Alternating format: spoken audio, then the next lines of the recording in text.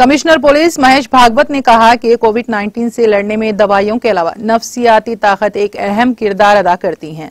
चारशंबे के रोज महेश भागवत ने रचाकुंडा कमिश्नरेट नरेटमेंट में मुनक़िदा एक वर्चुअल मीटिंग में तमाम पुलिस एहलकारों को मशवरा दिया है कि कोविड से मुतासिर हैं, जो कोई कोविड से मुतासिर हैं, इजाफी एहतियाती तदाबीर इख्तियार करें और डॉक्टरों की तजवीज़ करदा दवाइयों पर अमल करें।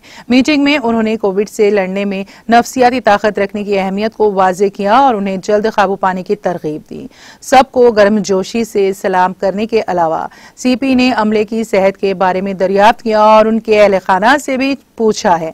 उन्होंने जिक्र किया कि वो तमाम अमला जो वबा की पहली और दूसरी लहर में कोविड से मुतासिर हुए थे, मुकम्मल तौर पर सेहतियाब हो गए हैं और यकीन दिलाया कि अमले की हिफाजत के लिए तमाम इक़दाम किए जाएंगे।